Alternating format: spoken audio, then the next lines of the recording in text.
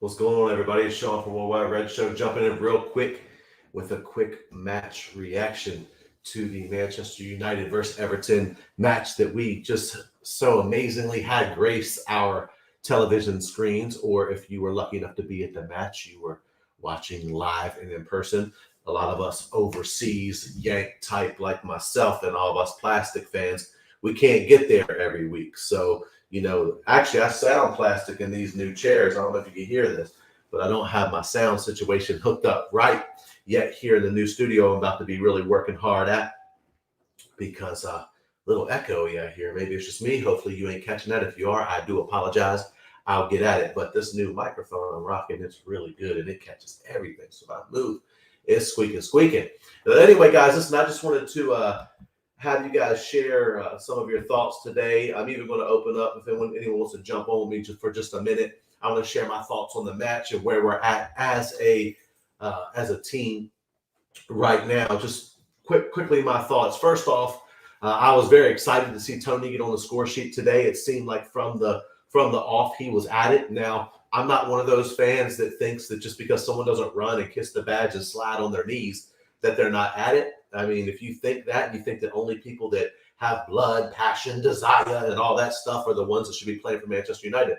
Really, excitement, passion, hunger, that should be a prerequisite for any professional player, especially at Manchester United. However, if you ever watch Lionel Messi play, you'll understand that, this guy walks literally 98% of a match. So I don't want to hear all this. They don't run enough. They don't do this enough. A lot of times players just aren't good enough, and it just is what it is. So for me, I want to just talk just for a moment about the match today and about our manager, because that's where all the argument and debate goes around the manager, which kind of cracks me up because to me, there's not even really much of a debate if you know ball and if you pay attention and if you don't have an agenda, which let me be honest with you, I don't have an agenda. Have I ever had an agenda, like a real agenda for a player? Maybe a little bit when it comes to Tony.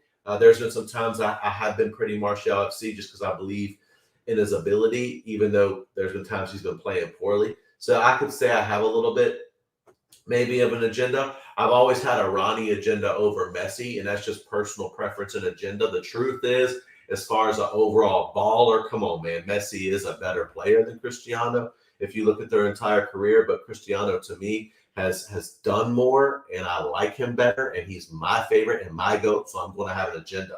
So I get it, the people that have an agenda when it comes to Oli, that's understandable. I am not a hater. I don't get all, vehemently nasty and toxic like a lot of you Oli inners do, because apparently if someone is not Oli in, they're like somehow against the club, and some people that are ultra Oli out, they think everyone that's Oli in is just deluded and a moron. So it's like the fan base is real toxic in that way. And I try to keep it cool. It's good to see you. Hey, yes, United Way. What's going on, bro? Rich, good to see you. I mean, Rich will tell you, I have been very consistent with how I felt about Oli from day one, right? I loved him as an interim. I did not feel personally he should have got the job. There's a lot of great things that's happened under his regime. A lot of the best things that's happened under his regime is really director of football stuff, where we've really built the squad, got rid of some players. I think that Ollie's man management is pretty good, but I think it's vastly overrated because Ollie is a great manager, a great man manager for guys he likes. If he doesn't like you for whatever reason, Donny van de Beek, he will bench you and don't care with no rhyme or reason. Because if you watch Donny van de Beek's last three performances, let's even go back to the end of last season in a Wolves side when we played against Wolves. Man of the match performance. Preseason against Everton, man of the match performance. Against West Ham, a man of the match performance. The guy's balked up, came back early, worked hard, done all this stuff. As a footballer, he's miles ahead of Scott or Fred. I mean, he just is. If you don't understand that, like if you can watch them play and you don't realize that Donny van de Beek is much better technically as a footballer, and not only he's got a better football education, but he's a better player. If you don't get that, then I can't help you. You're looking at it through passion, desire, kissing the badge, knee slides, running, kicking, Duracell bunny, Jack Russell Terrier type footballers, which is fine. It's your prerogative. I'm not going to slam you over it, but don't sit here and tell me like Donnie's had his chances and he's had. No, he hasn't. He's had 30 some appearances. Yeah, 28 of them have been with 2 minutes left in a match. I mean, come on, man. Let's stop acting like the guys had a consistent run of games. Even Jaden hasn't got a consistent run of games. You might not like this, but Daniel James, who is a dead footballer, no skills. The guy is super fast, plays really hard, and hits well on the counter. Final ball lacking, touch lacking, skills lacking, decision making lacking. This guy played over and over and over and over and over again when Jaden Sancho has not got the same run of games. Now, Jaden Sancho doesn't fit Ollie's system as much, so I understand that because Jaden Sancho is more of a Donnie style player. He's more one-touch, touch and move. For example, let me tell you something that's wrong with our team. And I don't mean this in a slight. This is just a tactical thing. And people don't pay attention to tactics, and when you talk about it, they either diminish it or they act like, they get up on their high horse. Oh, if you know better than Ollie. It's not that we know better than Ollie. It's not. Well, in some cases, I think we actually do. But it's that Ollie won't change his staff around him. He doesn't staff his weaknesses. And it frustrates me because as a leader in my personal life in the secular world and away from all of this YouTube stuff, I have led an organization. I have been the guy in charge at a top organization. And I have had to make decisions with people that I loved. I had to get rid of them and whatever, because ultimately it's what's best for the team. And I have to staff my weaknesses because I'm not good at everything. I'm not the best at everything. And Ollie, it disgusts me when many of you that will watch this compare this guy to Sir Alex. It is embarrassing, and honestly, it really, that's one thing that irritates me, because he had no CV like Sir Alex. He wasn't beating Real Madrid with Aberdeen. I'm just sick of this. It took Sir Alex's time when it was two different worlds we lived in at the time. It's the same people want to argue about Michael Jordan and LeBron James. You really can't compare them because the NBA right now is vastly different than the NBA I grew up watching. And, unlike football or soccer, as we call it in America, I played basketball at a high level and I played baseball at a high level, which for us is college. That's a high level. Once you get through high school into college, it's a pretty high level. So I have played in those levels. So I do understand there's a difference between the ball I grew up playing than the ball kids are playing now. It's just a different world. But let me say this when it comes to Ollie. He needs to change. It's not what has worked isn't necessarily what will keep working. And Sir Alex always refreshed his squad. He always changed up his staff. And I don't see Ollie doing that. But I don't believe Ollie deserves to be sacked this early in the season. The fact is he should have been sacked 3 other times, in my opinion, and we didn't do it. And the fact is he's going to get top 4. So this is why I don't get all vehemently Ollie out and going crazy and doing all that kind of stuff, because he's not going anywhere. The only way Ole Gunnar Solskjaer gets sacked is if he gets out of the top 4 race. And do you see that happening with this squad? Like literally, I mean, the Premier League, which is the best league in the world, I love it. It is vastly overrated by the fans. Like we act like every other league is a farmers league, which is just ridiculous, when many of our lower teams are terrible as well. And we look at some of our better teams like a Leicester. What happened to them midweek playing against farmers? We overvalue the Prem when it comes to other leagues, especially the way the French league is disrespected. The French league is disrespected. The top teams, well, in Italy, we act like all these teams are farmers teams, but yet they give us trouble. So the bias is amazing to me. Here's the thing. Today's match was, at times in the first half, I thought pretty entertaining. I felt like we were coming out trying to attack. I wasn't going to moan about the lineup for this reason. The biggest moan of every Manchester United lineup needs to be our biggest problem, which is Mick Fred, right? Mick Fred. So we all have our who we like more, Fred or McTominay. Listen, and again, this is relative because they're both not good enough to be starters at Manchester United as a holding 6, right? So Ollie shoehorns them into this double pivot most of the time. And the fact is neither of them are great defensively. Scott is pretty poor defensively. Fred is better defensively. Scott, you can pass the ball to him, and he, doesn't 1 out of every 5 have a Lukaku touch like Fred. Fred doesn't have a good touch. And neither of them are press resistant. Neither of them move the ball quickly. Neither of them love to pass the ball forward. There have been games in the last 2 weeks where Scott McTominay in the midfield, as a holding midfield player, as someone who's supposed to direct the game, has had 33 touches in an entire game. 33 touches. Let that sink in if you know anything about tactics. Your central midfield player is hiding. 30-some touches. Granit Xhaka averages like 50-some to 60-some touches, and he's trash. Really good central midfield players. Rodri, for example, averages about 90 touches a match. About 90. Jorginho in the 80s. This is what Manchester United should have. And so when we talk about certain players, we say they're not good enough, it's in retrospect, right? It's in retrospect to what everyone else has. Now, for example, let's talk about the match today, right? Fred's problem is Fred is typical of the team as a whole. He's a moments player, right? Moments player. There are moments he's good, moments he's completely shocking. The majority of the time, he's not very good, right? But ask yourself this question when it comes to Fred or Scott. Scott doesn't even get into the midfield of Scotland. No disrespect. He's not playing for Brazil, right? Fred has good attributes. Scott has good attributes. Both of them have bad attributes. If you put them both together, we might have a decent Manchester United player. But I'll tell you one thing that Scott will give you that Fred won't, right? Two things. There's three things Scott has way better than Fred. First and foremost, knee slides. We already know this. Scott McTominay, best knee slides in the world, bar none. McPassion has that. Two, Scott can actually shoot. This is what frustrates me. Scott is not as bad of a player as he looks when we get to play him against teams like Leeds, where we can put him in an 8 box-to-box role or put him further forward where he makes late runs into the box. Scott has a good shot on him. He can finish. But for some reason, our fan base thinks he's a 6.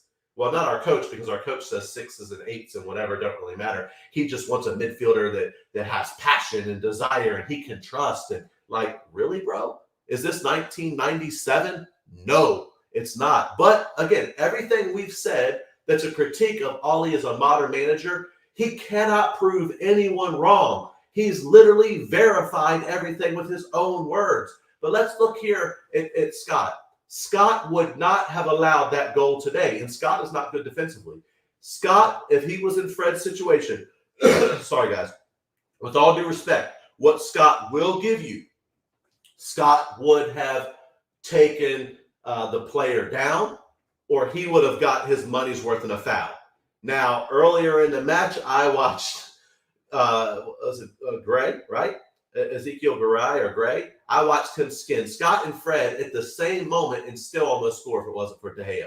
But I'll tell you what, certain games I like Scott, especially because there's some games you need that someone is going to just put a foot in that's not the best defensively, but is going to kick somebody. I got time for it. But my problem is it's not even Scott. I know people think I like to rain on McPassion, but I just joke about it. The truth is, Ollie picks him. If Scott was a moments player or used as a tool, it'd be great. But it's that he's the starting midfielder at Manchester United with Fred. And it's annoying because what it's done, it's given everyone this excuse. Load the excuse now. If we don't win anything this year, go ahead and load it. The excuse is simple. It is, guess what, guys? We're simply just not good enough because we don't have a CDM. We already know this. But what is the big problem when it comes to tactically? Because I know people don't get tactics, so I want you just to listen to me for a minute so you can see this in the next games. Look at the average position that Bruno Fernandes takes up on the football pitch. Now, we all love Bruno, right? Most people, but if you know what Bruno's good at, what he's not good at, you accept that what he's good at is better than the things that he's not good at, so you should still like him because he's helped turn our club around, right? But Bruno's free roll at times hurts us because he plays as a second striker off the forward. He's so far ahead that he leaves our midfield exposed, right? And it creates a tactical issue. And this is why Ollie likes to play 4-2-3-1 so that Bruno can have that free roll. Because you play 4-3-3 like he tried to the other night, and you let one person have that extremely free roll the way we had, our midfield gets overrun. But anyway, guys, I'm going to get to your comments real quick. The game today was just frustrating. Because, again, Ollie with the amazing substitutions. Sancho comes on for Martial, which is crazy because Martial's finally actually engaged, playing hard, and scores an amazing goal. Then Tony gets pulled off. Don't know why. I'd like to say it's probably because of just match fitness or something. Mason, who I love to death, Mason is a generational talent. Probably should have been pulled off today instead of Tony, but that's not how Ole functions. And then Ole pulls off Cavani for Ronaldo, which typically I would get in this respect. Cavani and Ronaldo are similar players in that they're both penalty box poachers at the moment. The difference is Cavani will press like a mother, and Ronnie's like, nah, I ain't got time for that, fam. I'm here to score goals. That's how we function. That's how we roll. But anyway, I love this comment here, so I'm gonna put it up because Box, good to see you. So I don't know if it's Box BOKS, but it's funny because when people were saying that last season about Martial, then it was just a movement and an attitude problem, But now they're seeing it where our midfield, we just transitioned the ball too slow. And I don't know if you saw Bruno's comments, but Bruno's comments after the match were very telling. He pretty much threw our coaching staff under the bus by saying this. He said it this way. He said, we moved the ball too slow. We were attacking, we were pushing, which we were in the first half, and then we changed it up. He said that. I was like, oh, shucks. But, of course, Ole probably brought Ronnie in because of the pressure of always having Ronnie play in front of the Old Trafford crowd and all that. Where, if you guys remember, people were saying, oh, Ole's got guts. He benched Ronnie. No, okay, whatever.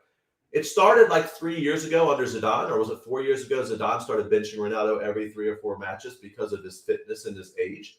And so Ole would be smart to take that same approach, and I feel that he has. Ultimately, though, guys, the game very, very let me see what some of you guys are saying real quick. It's just very frustrating because, listen, I don't know about you, but I was so excited that offside flag went up because that, first off, both guys that scored, one was onside on the counter, Townsend.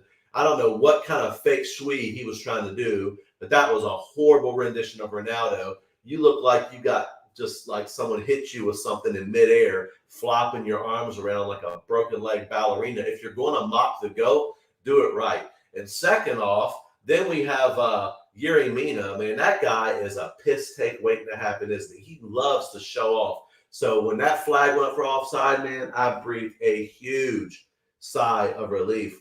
Let's see what some of you guys are saying. Good to see you, Rich. Rich says that Luke Shaw had a poor second half, completely out of position for the goal and the offside goal. Listen, we constantly struggle with our fullbacks positionally. This is very common. We've seen it with Aaron Wan-Bissaka for a whole season. And we used to say that, well, it's being coached that way because we're trying to cover for Lindelof. So maybe that Lindelof was in, maybe that was happening again. I don't know. Fred out and Diddy in. Rich is trying to work me up. And Diddy is, he's a good player. I love Ndidi, but are we getting a player from Leicester? Not without paying $100 million for him. Oh, my guy from Cali, what's up, man? Connor says, Fred, Yank talking smack. Fred needs to bulk up or foul. Listen, I said the same thing earlier, bro. Same thing earlier. Fred, listen, that's one thing you guys know I don't rate Scott like a lot of people at all. But Scott, if he's going to take that foul, he's getting his money's worth. Fred, and here's the thing, bro. Donnie balked up on purpose, right? I mean, the guy came back early, lifted weights and everything, has man of the match performances, can't get a look. Why? Well, okay, so what's one of our problems with the midfield? We're not press resistant. What 2 midfielders do we have? What's our 2 best midfielders that are press resistant? Donnie Van de Beek and Matic. Can't get a look in. Yes, Jerry, my guy. How you doing, sir? I saw you representing on the football terrace. Fred and McPassion coming through. Jerry, good to see you. Devils Rising, how you doing, sir? Good to see you as well. Rich, always a pleasure, my friend. Let's see what we see here. Yeah. I get that in a lot of ways. It comes from the top down. That oil always flows from the top down. We got the Glazers, man. And we got I hate to say it because I love him in some ways. There's things about Ole I love, but let's face it, I've said it for ages. I call him man like tidy cats because he got 9 lives. So I'm going to go ahead and tell you guys this. Rich will tell you I've called it before. We will go on a run and win matches, right? It's going to happen. Ole is not getting sacked. We're going to win some matches. We got some big teams coming in so we can sit back, hit them on the break, play mid-table football with great players, which is going to get us some results. We'll weasel ourselves through Christmas. Most likely get knocked out of the FA Cup. We won't win anything again this year. The fan base will scream, look at progress because we built the squad bigger. That's what they'll say now. We got, this or that. We're still Donut FC, a big hole in the middle. We still got tactical mess that Ollie has said himself. He's not the tactician. He don't take training. Well, then it's your job, sir, to fix the folks that are, and you're not because they're your homeboys. We already know this. And Ollie, well, and you can't deny this, whether you're Ollie in or Ollie out, he's extremely protected by the media. I mean, like Rio and Scholes and Giggsy and all these people, Gary Neville, they've said a little bit, but they protect this guy. I remember Scholes doing an interview about Jose when we won in the Champions League away at Juve. Remember that? We basically, pardon my French because I don't cuss on, I don't cuss really at all. I try not to. I try to use regular English, but let me use a British word I've heard. Shithoused our way to a 1-0? But we parked the bus and hit on the brake with an inferior squad and won in Turin. And I remember Scholesy going nuts. That's not United football. That's not how we play. With this team, we should be winning the league, blah, blah, blah. But yeah, Ollie has a much better team, but yeah, he gets a pass for playing the same way. Top Reds, I had a little discussion with one on the football Twitter yesterday. He made the comment about Potts. When Potts said what he did about trophies, they killed him over that. Ollie said the same thing, and he defended it based on context. I'm like, y'all guys are some crazy dudes, man. But here's the thing. I love this comment. Let me bring this up. We have so many shots but don't convert properly. I love that comment because that's one of the things we like to use. In football Twitter especially, which is a war zone, and on YouTube, we like to use stats a lot. Sometimes stats can really back up an argument, but sometimes stats are crazy and misleading. So, for example, we've had tons of games where we hardly had any really expected goals or big chances, but we had a lot of shots because, people were shooting. For example, Paul Pogba, our best shot in the last game we played was Paul Pogba cutting in outside the box and having to go straight at the keeper. Now, that counts as a shot.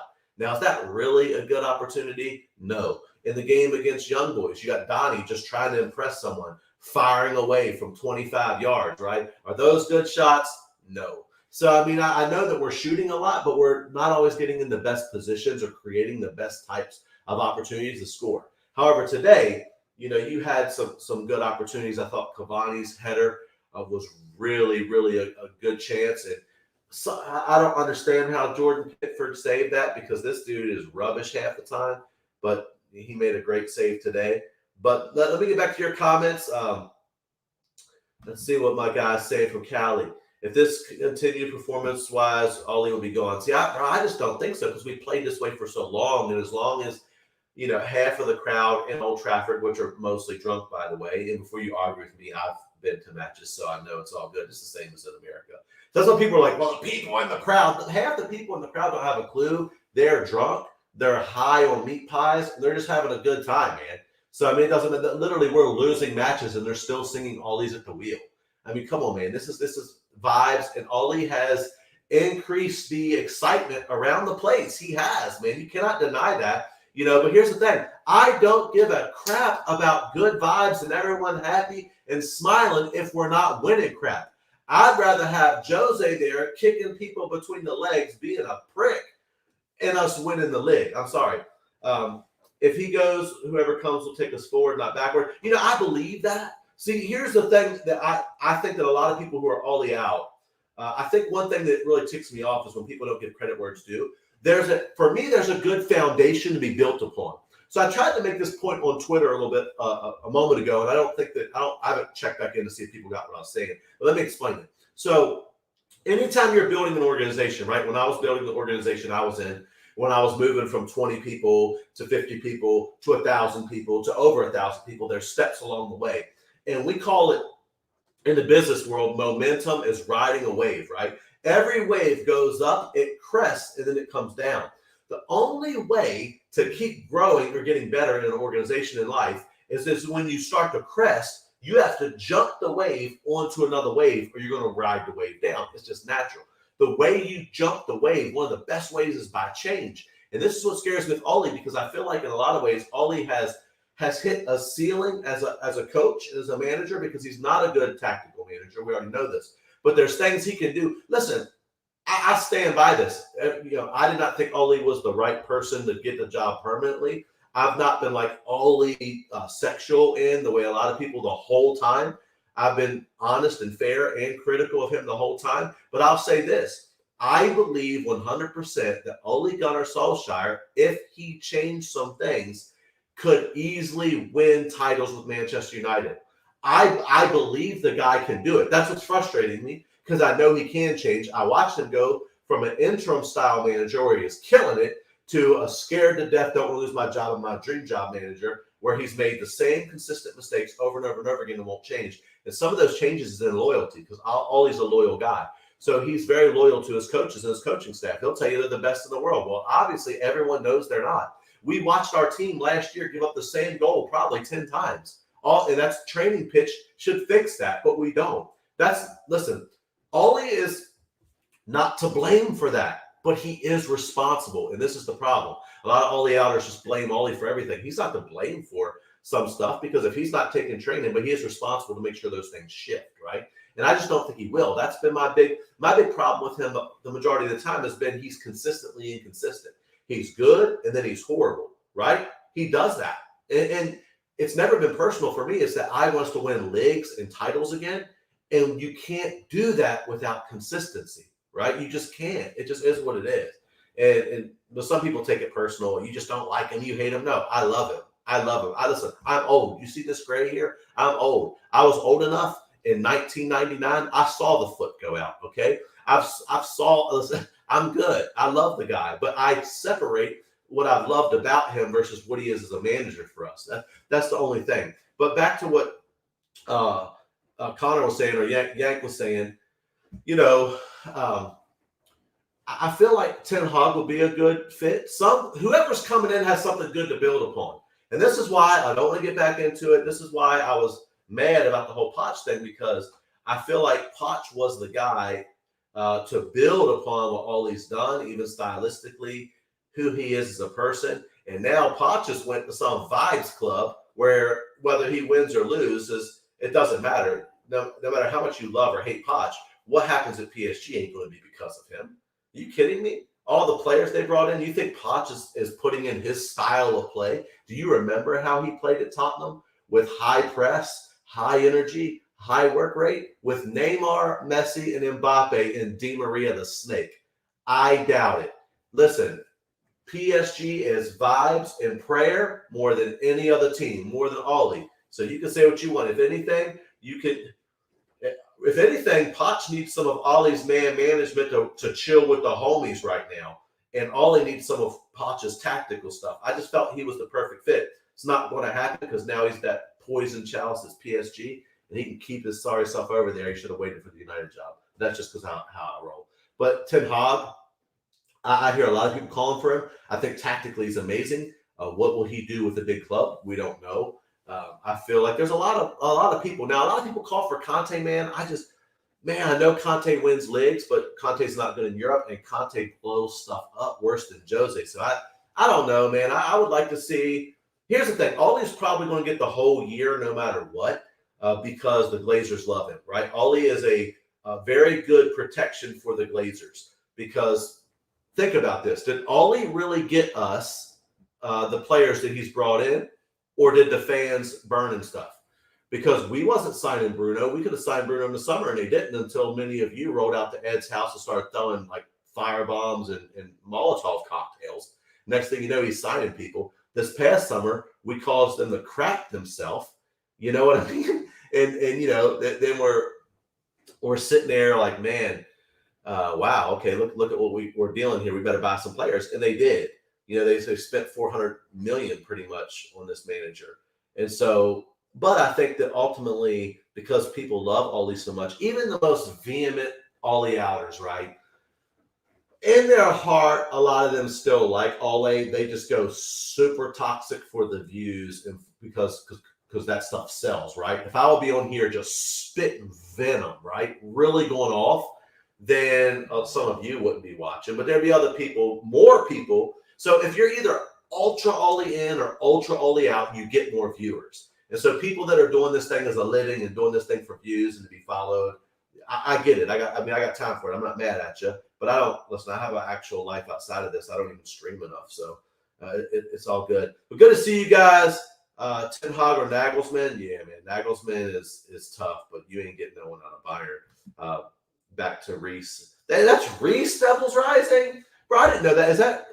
Is that Reese, my guy from Scotland? If so, you better go up and click that link above and just jump in real quick so I can see how you're doing.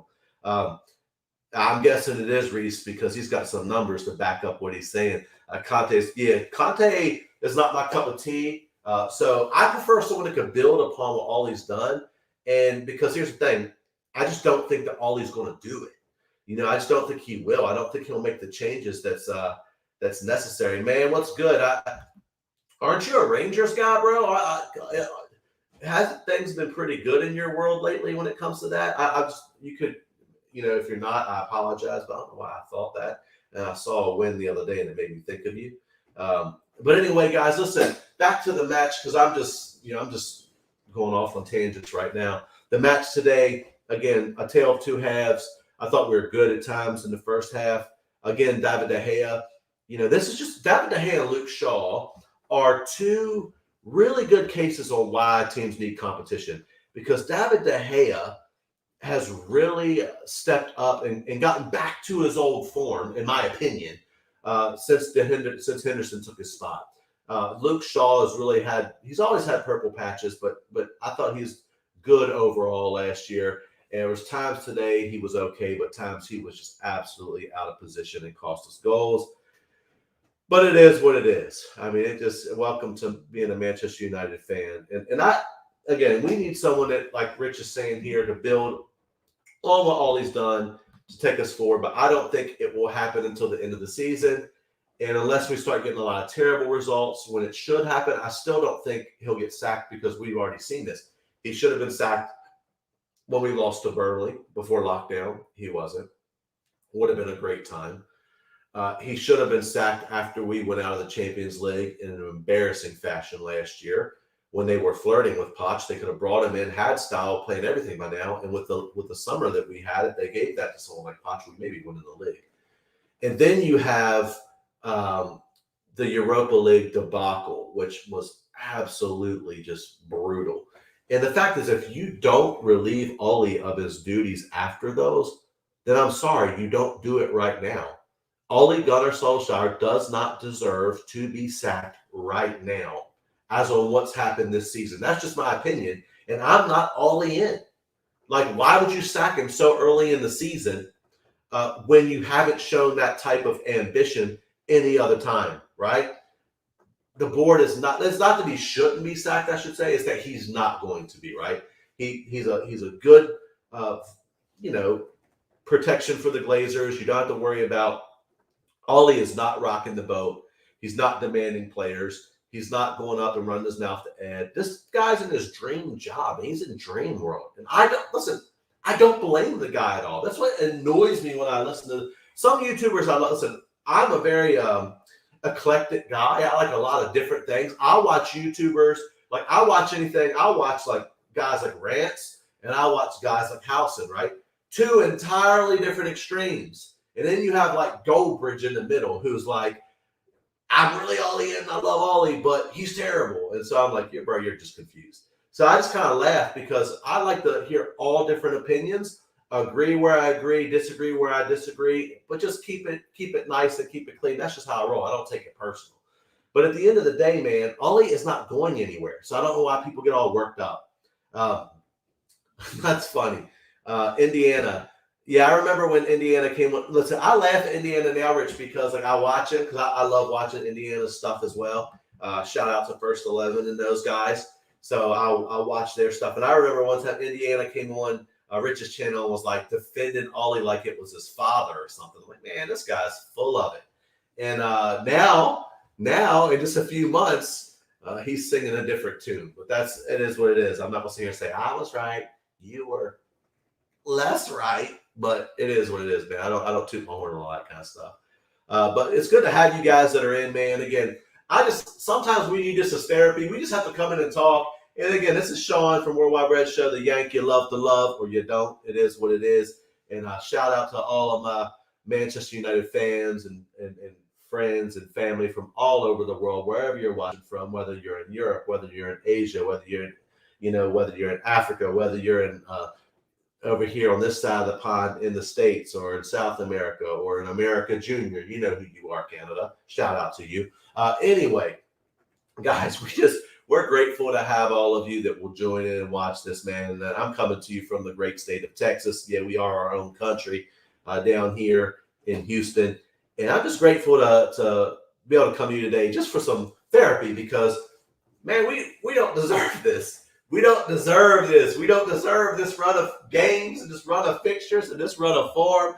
Man, listen, I apologize. I am an entitled American, right? I started watching United in the late 90s, so I came in when it was good, so I am very entitled. It is what it is, and I agree with Reese here.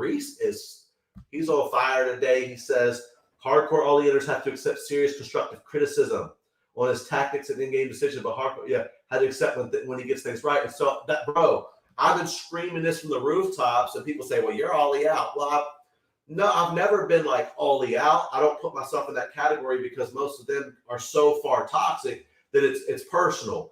I've said for over 2 seasons, for over a year, Rich can tell you, I've been on Rich's programs for over a year. I've never been Ollie in, so to speak, because I call out what I see. And it's not personal because I like the guy. Listen, nothing would make me happier than to this guy somehow become, Sir Alex overnight and us win everything with him, bro. That's romanticism, and I got time for it. I love it, but I don't see him making the changes to make it happen. And, back to what it comes down to, like Reese has said, sometimes it's just so toxic. The debate gets old, right? It just gets tiring. And at times you think some people are just doing it for the clicks and for the views and whatever. And at the end of the day, like Rich is saying, we can all agree that the bin dippers are scum, right? The scummers are scum. They're playing them downstairs. I hear them on my television. I'm about to tell my kid to turn that crap off. The scummers are on playing someone. And then you got the dippers. We're gonna hate all those. It is what it is, man. Something's happened. Something's happened. Oh, James Ward-Prowse must have got a free kick. Let me know, guys. Let me know what's going on. Did James Ward, and people say they were getting relegated, Southampton. Yeah, they must have scored, man. I'm not watching. I'm here with you guys, just having some therapy. Overall, though, guys, the match was, guys, we let's be honest, man. Right now, we're shocking. That wasn't even a good Everton side, right? I mean, their midfield's way better than our midfield. The game's a won and lost midfield, so I give them that. No Calvert-Lewin, no Richarlison, baby wannabe Neymar, who actually dives more than Neymar, which I didn't know that was possible. But I'm gonna say this: Neymar is one of the best footballers I've ever seen, but because of his antics and attitude, he's so easy to hate, right? Just the way he acts and his attitude is so easy to hate. And his infatuation with his own sister is a little strange. I'm just going to put that out there. But anyway, Neymar is a beast, but Richarlison's that wannabe Neymar. He flops and all that. But Yerry Mina is a close second when it comes to just foolishness. But anyway, who all were they missing today? Calvert-Lewin, Richarlison, Andre Gomes. Who else? Was it Seamus Coleman? They're missing Iwobi, but I don't count him because he's Arsenal, so he's trash. Yeah, bro, we don't fool with that Arsenal, man. Arsenal fans are they run a close second. I think Manchester United fans and Arsenal fans as a whole have an equal level of delusion. There are more per capita deluded Arsenal fans than United fans, but there's more United fans. So because there's more of us, we kind of bridge the gap. There's a lot of deluded fans in our fan base as well. But Arsenal just takes the cake. Now, the most deluded fan base is Liverpool and the most entitled fan base. I mean, you say anything about any of their players, they have meltdowns, man. I'm talking wanting to fight on Twitter, crying and carrying on. I'm like, gosh, I'm sorry. I don't have to rate Mo Salah if I don't want to. I rate him that he's a good goal scorer and he's inevitable, but he's not my favorite style of footballer, right? He's pace and power. To me, In Klopp's system, I don't see any difference from him to Rashford, in my opinion. And people get all mad about that. Oh, Salah. I'm like, bro, how many chances does this guy get a game? Every time I watch him play, I mean, he might score 2, but he's had 10 good chances. His first touch at times is horrible. I'm sorry. And he's a scouse. So if I don't want to rate him, I don't have to. They can piss off because Scholesy is better than Gerrard any day as well. I mean, don't at me. I don't care. Anyway, guys, Leicester fans trying to be like AFTV. Who is that, Rich? I'm sorry. Arsenal fans trying to stir it up. Reese says if I wanted to be toxic. Facts. Life is too short, man. I got too much to deal with, and what, I'm not trying to be toxic, but what cracks me up is with how people flip out. Like if you disagree with them, it's like if they take it personal. Like, dude, you're not Ollie's brother, man. You really aren't. You're not. Like, he don't know who you are. You don't need to defend him that serious. I mean, would you defend your own mama that much? I don't know. I'm telling you right now for free. A lot of people who are ultra Ollie out would not defend their own mama the way they defend this dude. And that's a fact. And there's a lot of people that are Ollie in. There's people that are Ollie out that they wouldn't defend their own mama the way they try to fight. They'll fight you over Ollie, but you could be, talking about their mama and they wouldn't fight. It's just people are toxic, man. Actually, it's just it's really a microcosm of society, right? Western society is so divided one way or the other, and both sides think they know about the other side and make crap up. So, for example, let me talk about America just for a second.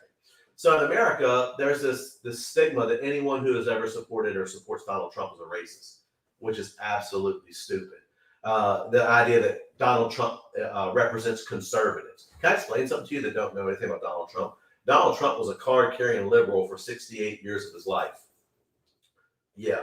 He changed his voting record and all of that because he wanted to try to get elected. The guy's a charlatan. He's an actor, right? So he does that.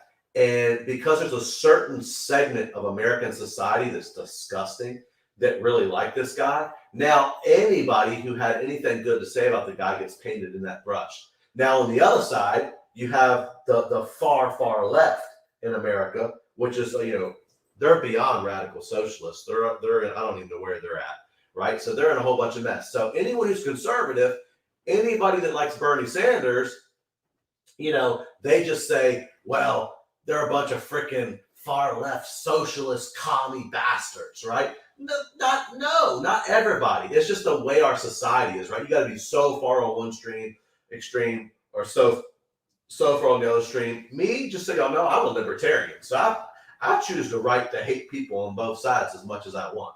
Maybe it's because I like to stir up stuff, or it's just how I function. So maybe just that little diatribe about my life made some of you understand me a little bit more.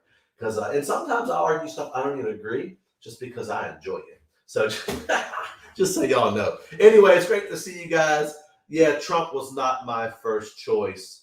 I don't know what a cockwomble is, but I probably will use that word again at some point in my future. But no, I'm a libertarian, so I can't stand some folks on both sides.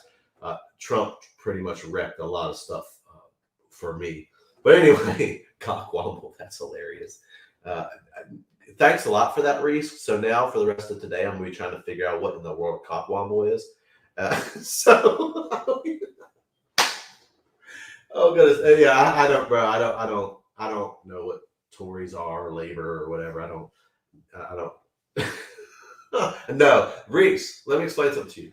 So, just for sheer the fact that I like to keep everything I do open, like so my wife can see everything that I do, to know I'm not out here trying to run game on some other chick or something. She has all my stuff, so I don't need her today, like looking through my computer and she sees in Google search what is a cockwomble, right?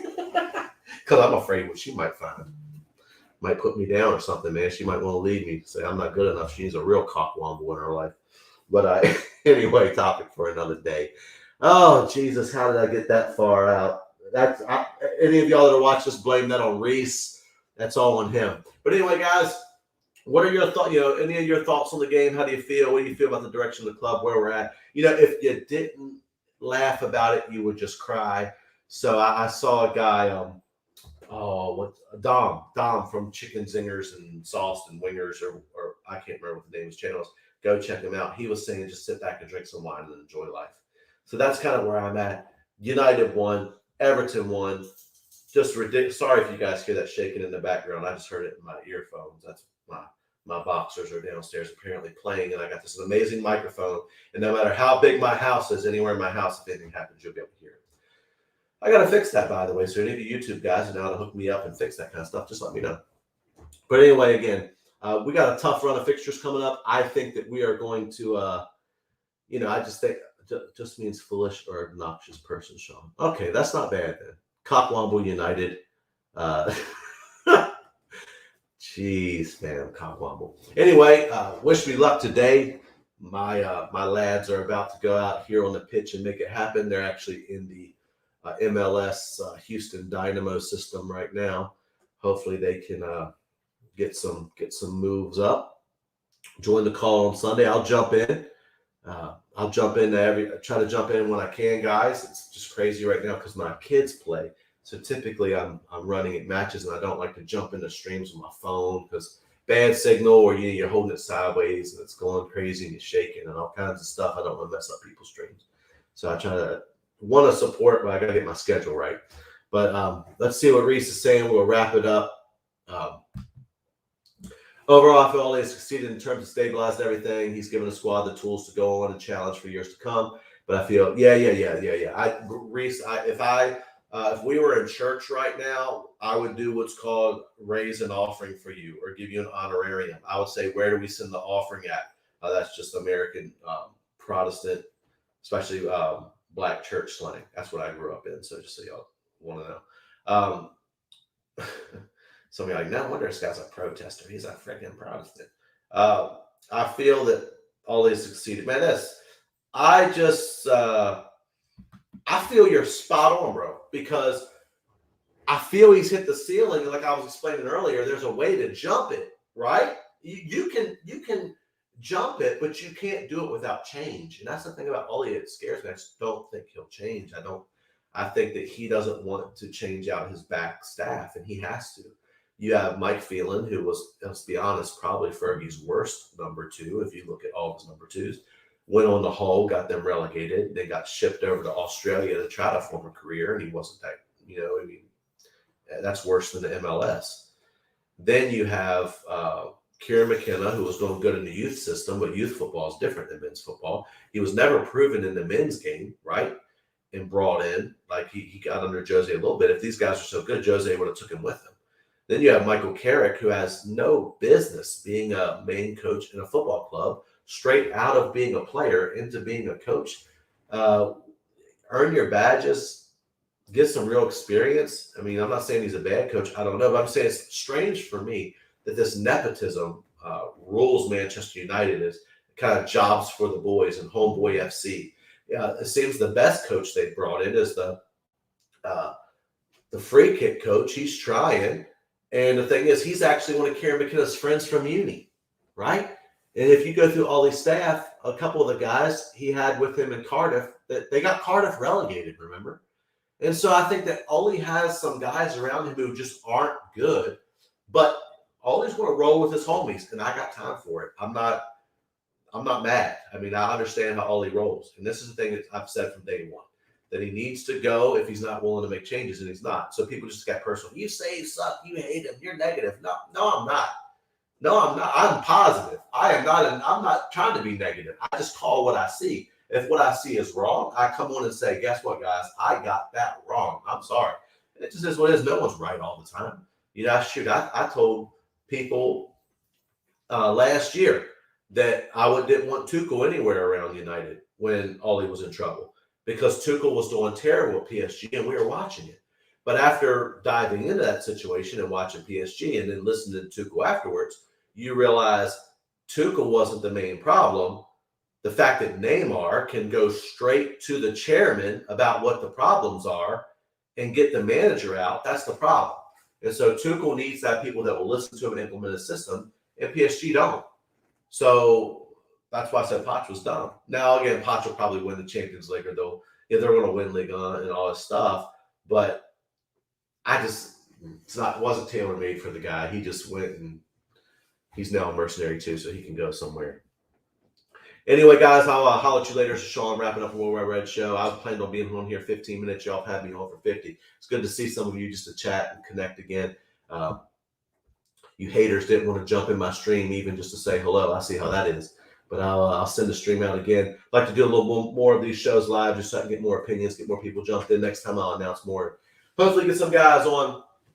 But until next time, guys, it's been Sean from Worldwide Red Show, the Yankee love the love. And let's hope United can hit one of those Ole-Gunnar Solskjaer's man like Tidy Cat's 9 lives, not about to get sacked runs. Let's win about 6 in a row, guys. Come on, up the Red Devils. Come on, United. Guys, till next time, I'm out of here.